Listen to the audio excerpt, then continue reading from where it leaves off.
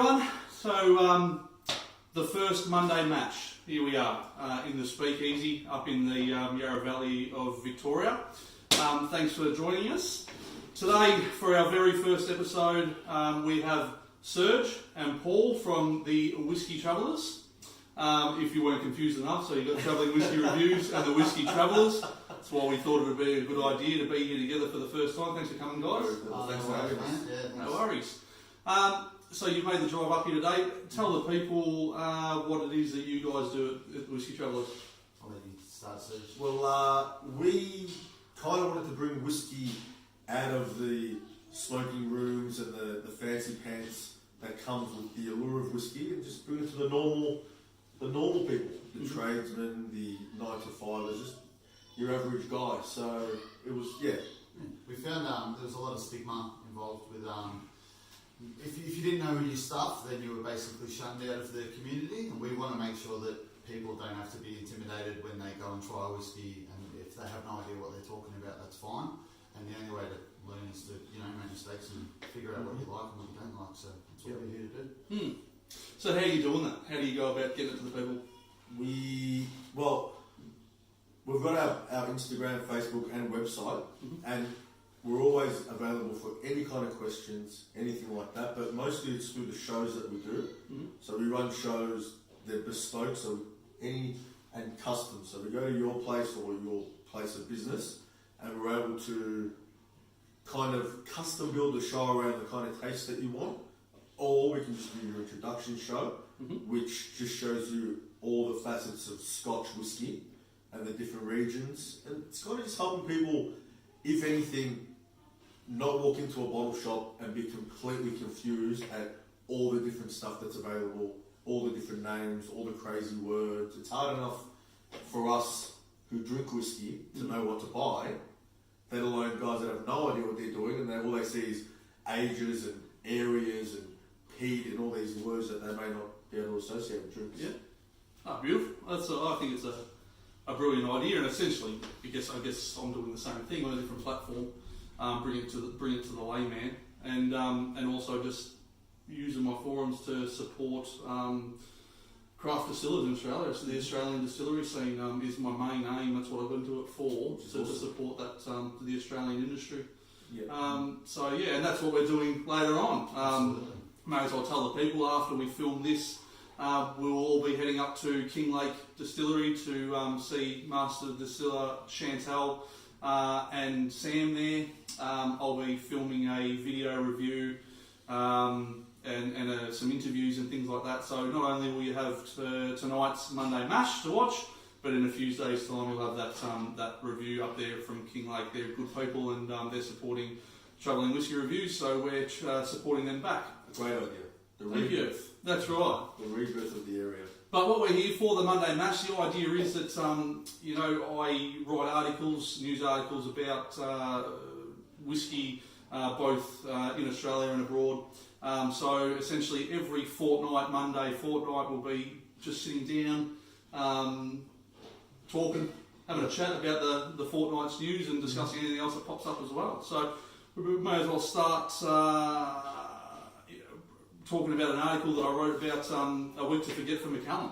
So I don't know if you read this, but Macallan had a horrible week about a month ago, where they not only lost their master distiller, Dr. Nick Savage, to blood knock, but they also their marketing campaign was banned in Europe, which was a $15 million media campaign that they put together, which showed a man growing wings and flying. Icarus.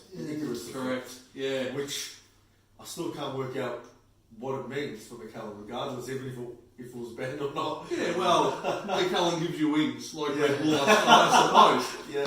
But no, the ASA, the Advertising Standard Authority over there, decided that we don't want people to think that they can have 5 grams in Macallan and jump off a cliff. So there's the $15 million down the tube, having to be re-gifted to another area, obviously. But then, Dr. Nick Savage says, well, just to rub salt in your wounds, I'm also heading over to Blood Knock, and I'm not won't leave you with anyone. So Macallan haven't yet, as I believe, even to this date, haven't announced who their new master distiller is going to be. Mm-hmm. So it's an interesting time, I reckon.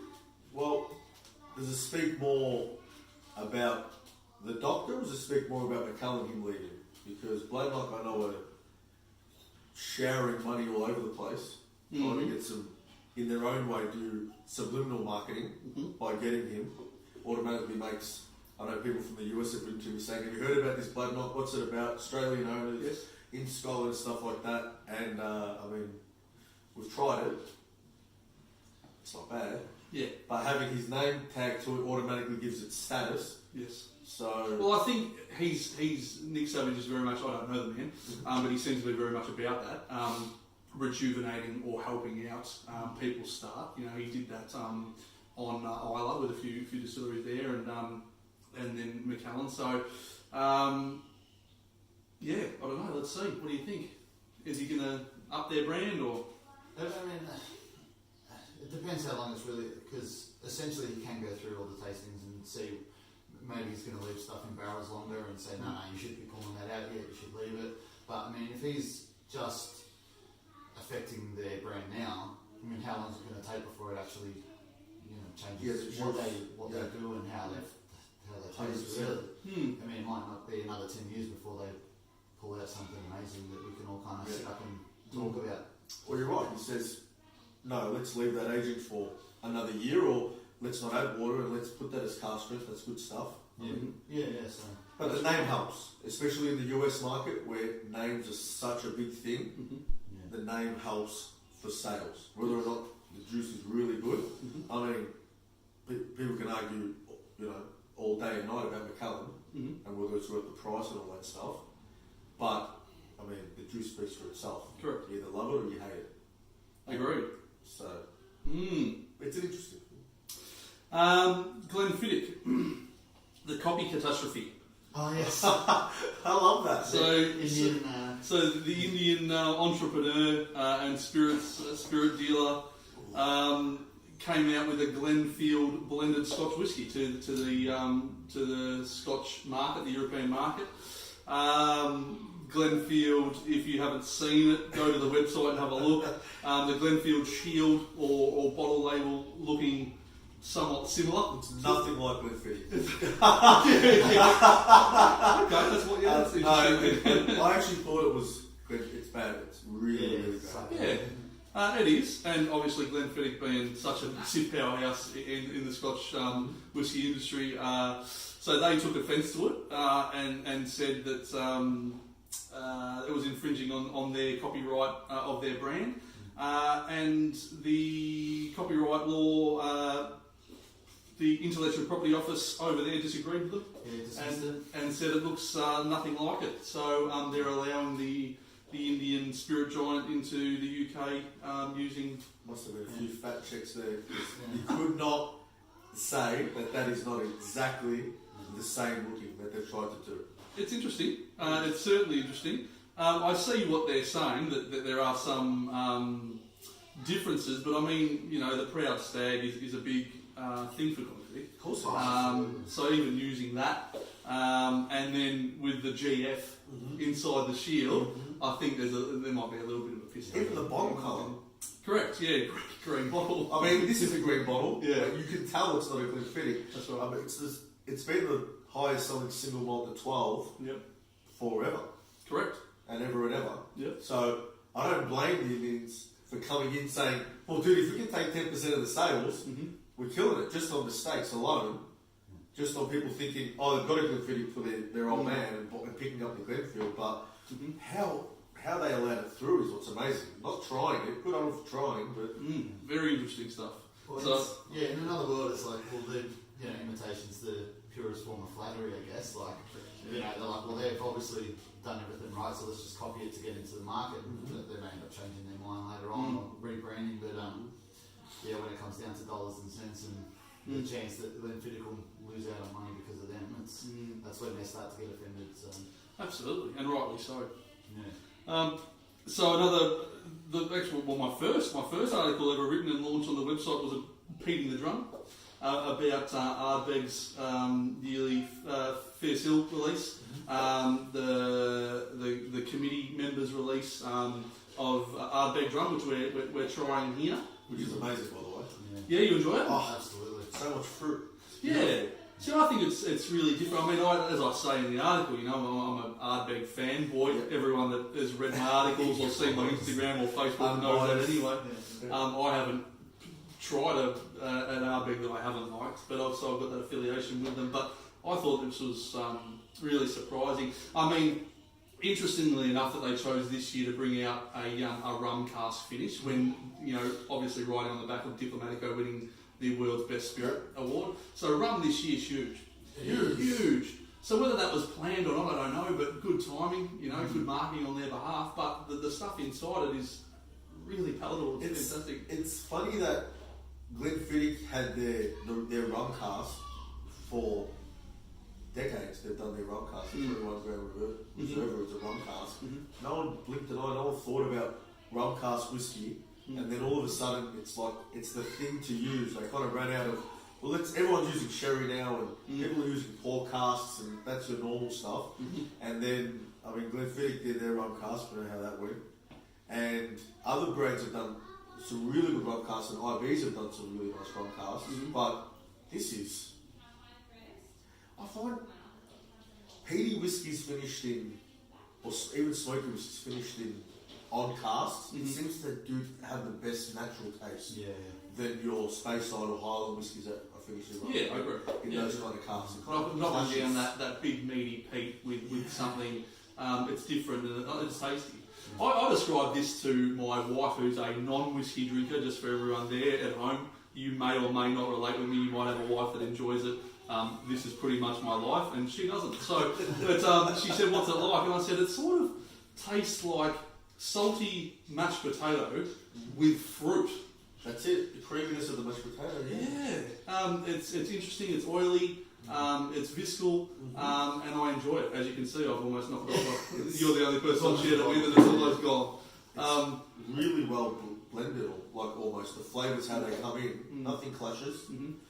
So it would be remiss of me to not mention that I've also teamed up with the guys at Miss Collins and the Whisky Boutique for Dave, legend. Correct, yeah. Dave D. Batista at the Whisky Boutique and Miss Collins, actually on recommendation from you guys. So I have to thank you for that. You got me on to David. Yeah. But so I've teamed up with them, and we're heading to the release on the 1st of June, which is the last day of the Fairsill Festival and Ardbeg Day, and it's when you'll have your first chance to get your hands on the standard release drum. And as far as I believe, the Whisky Boutique and Miss Collins on the night will be the first place in the country where you can take a bottle of this home. Alright, so last year I remember when I was trying to find some grooves, I went into Dan Murphy's 2 weeks after they didn't have it. You come to this event on the 1st of June, free, so get online, register, it's free, you come along. You can try all the core range, and you can physically buy a bottle of drum and walk out with it and leave and be the first people in the country to do so. And we'll be there, and we're looking forward to that. And the whiskey flight that they're offering for $45 is never to be seen again. Absolutely. That price and that kind of, the 23-year-old is going to be, or the 20-something. 23? It is a 23, and should be a $60 to $80 pour on its own. So it's absolutely fantastic. Only to the first 46 people, so don't be 47th in line. There's 44 spots left. Correct, We'll be there, waiting in line in sleeping bags before it. 100%. So make sure you get there early and register and pay your $45 and do that flight, because you will never get something like that again, I would imagine. Absolutely. So, huge win for talking about Isla. Fans of Port Allen Distillery. $65 million cash injection by Diageo. They are rebuilding Port Allen, and they're spending massive amounts of money, putting in a new kiln house, a replica of the old one, and there's going to be 2 sets, so 4 in total, stills. Yep. 2 in the old style, doing the traditional Port Allen, and 2 smaller stills to make a new style of whiskey. It's amazing. Well, we can only hope that it comes, as good as. So I've got no word as to when they will be when it will be up and running. But I think for Isla and for fans of Isla and Port whiskey, I think this is a huge win. And they just got another distillery, Idaho. Correct. Yeah. In Ireland, that just opened. Yes, that's right. The industry's booming. Isla whiskey's booming, thankfully. Australian whiskey is booming. It's a great time to be in whiskey, right? Isn't it? Yeah, It's an exciting time. It is exciting. Yeah, absolutely. New things are coming. People are starting to appreciate some of the old things. Yeah. For collectors or drinkers alike, Port Allen, you can't go wrong. The new stuff's going to drive the price up of the old stuff and allow guys like us the ability to drink the new stuff at a reasonable price instead of having to pay extortionate amounts. Absolutely. And as what we're about, you don't have to pay $300 for a good bottle of whiskey. We will tell you.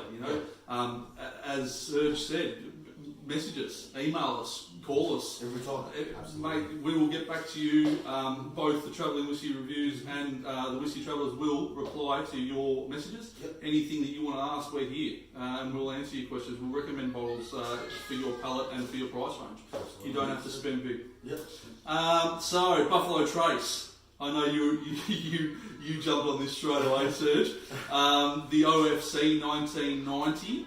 So I found out not yesterday, the day before, that a foodery, a smokehouse on the rocks in Sydney, is selling the Buffalo Trace's 1990 OFC, which only 63 bottles were ever produced, and this bottle is believed to be the last one in existence. Amazing. That's still on pour, and they are willing to pour a 30ml for you for the bargain price of $750, and you think that's great value? Well, I know that in San Francisco when they had it on pour, it was going for $500 US a pour in some of the bars.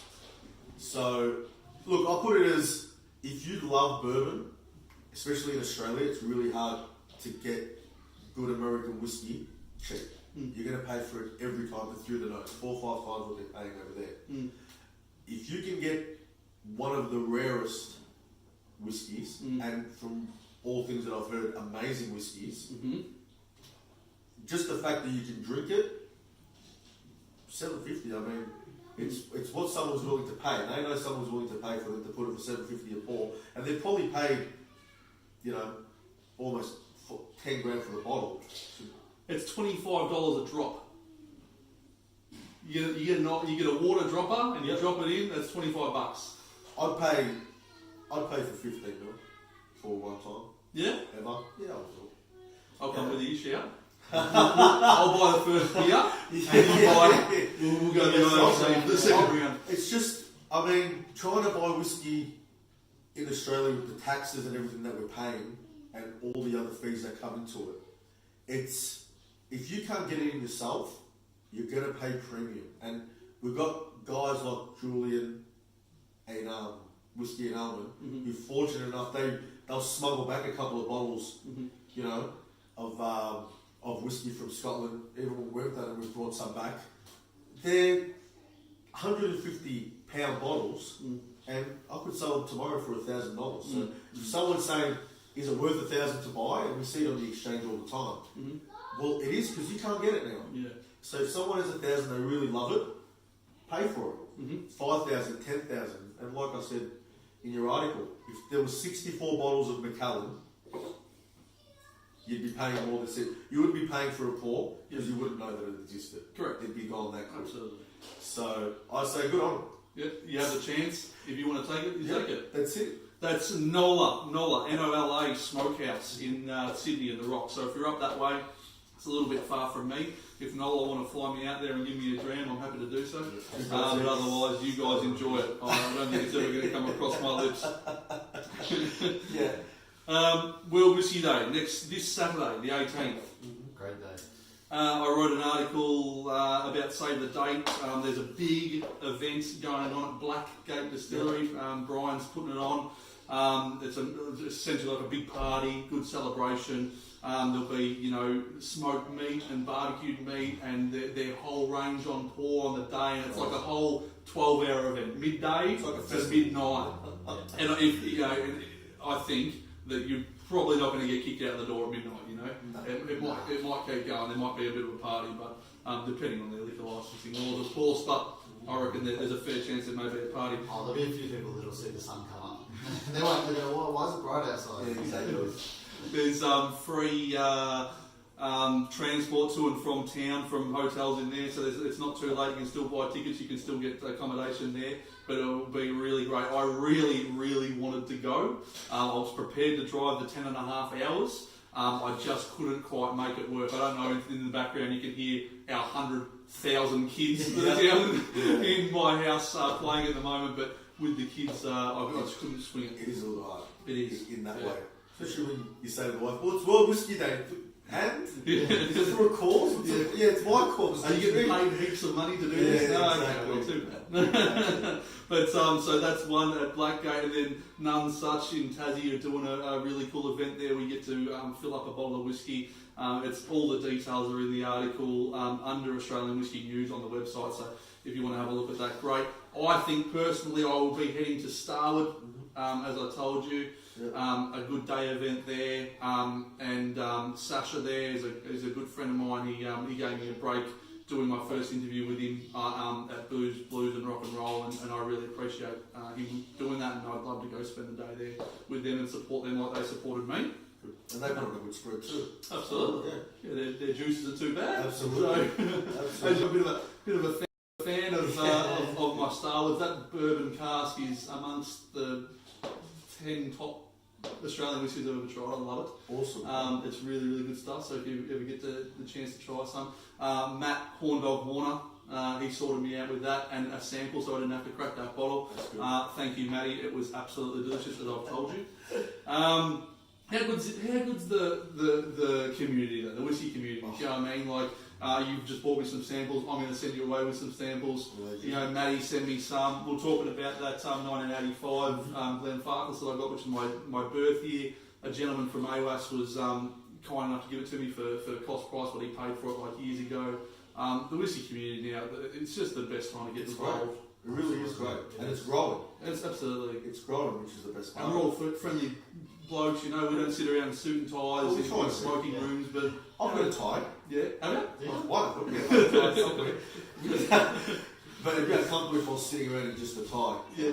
Well, maybe we'll do it in the Christmas cut list, Of course. Of course. No, look, I think the whiskey, even with all the new distilleries opening in Australia, I think that what we're trying to do is kind of already happening naturally, which is even better, because it's never about making money and becoming rich from it. It's just about having more people that can appreciate the drink.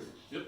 And that we can talk to. Because all we ever do is talk to people about whiskey, and they just go glaze over because they don't know what we're talking about. Yeah. So let's all drink whiskey, let's all enjoy it, and then we can all sit at work, instead of talking about the footy, we can talk about drinking whiskey. Yeah, absolutely. Which would make me more than happy. Absolutely. And we can talk about footy and whiskey. And at the same time, exactly. So the other bit of news that I'll mention, and we won't go into it because I haven't got the mathematical brain, but my best mate and business partner Matthew Barnett, he wrote a article about excise tax in the Australian whiskey industry, and all the ramifications from that tax, and how you get taxed on tax, GST on top of excise, and the way that it's really. There are people popping up, but it costs a lot of money to start a distillery. So it's a big, it's a big step to take to do it, and this tax is the reason why. And if you want to know why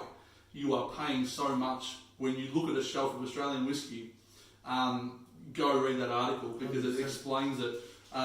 We are producing, in my opinion, here some of the best whiskey in the world. absolutely, yes. We've been doing it for a lot. Less time than the Scotch have and the Irish have, but we are kicking goals. but it costs money because of this tax. And go on, have a read about it. It's a great article. Yeah. It's a great article. It kind of dumbs it down to explain it for the normal person. Yes. But, the tax is, they tax you to make it a barrel before you can even make $1 on it. Correct. Before you can even serve it to someone. They tax you to store it. You know, they tax you to have it, they tax you to sell it, then they put GST on top of the tax. And then on top of that, you know, it's not an immediate product. You've got to have something sitting in a barrel for 2 years. You know, what are you doing for 2 years? So if you're wondering why it's expensive, it is. It just is. It costs a lot of money to make whiskey in this country. But do all these guys a favour, like King Lake we're going up to see, and you got Bakery Hill, a mate of mine, Andrew. I'm going to try and get him to come and sit in this seat next episode. Great people. Just so you know, Andrew, I'm like a boxer. You know when a boxer has his fight, and at the end of it, he's won his battle, and he goes, you know what, I want to fight you. Well, Andrew Baker, I want you up here sitting down and discussing it, because this bottle here, the Bakery Hill Sovereign Smoke, I named it, and that's my claim to fame. I've got a bottle at home. I am famous. Yeah. I am really famous. That's my most famous moment. So, Andrew, I want you here. Great people. Good His people. dad, Yeah. considering like you're saying, you have to pay to age it, Mhm. and he's a perfectionist. Yep. It's amazing that he's been doing it quietly, Mhm. just out in the suburbs. Yep. You know, without this fame from Jim Murray Yeah. and doing and all that kind of stuff, just quietly just producing really, really good quality whiskey Mhm. at pretty much his own expense. Yeah, I correct. mean, they're not making squillings from doing it. Mhm. And look, if anyone works in the government that's listening to us today, Mhm. this could squash what we're doing, really, Absolutely. because it's going to kill small industry. Yep. Guys like King Lake and all that. If they can't get off the ground straight away with a crazy marketing idea or word of mouth, Mhm. then they've aged this beautiful product that unfortunately people aren't going to be able to taste, because these massive behemoths, Diageo and all that kind of stuff, they just come straight over the top. They can afford to do all that stuff, bring it in, and just serve it to people. Correct.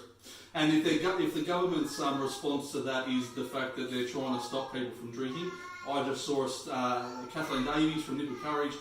She showed me an article where factual evidence, statistics have shown that we are drinking less today than we were 5 years ago, and we have binge drinking less. So that's not an excuse, and there is a petition that can be signed in regards to the excise, and I suggest you get on and do it. Well, Anyway, boys, I think the kids are ready to come and jump on us now, so we might wrap it up. But that's the Monday match. We're real people. We've got kids. we are. And if you want any questions answered, come and send us a message on Instagram or Facebook, and we'll get back to you. We are real people, and we want to hear from you. Thank you. Thanks, guys. Cheers.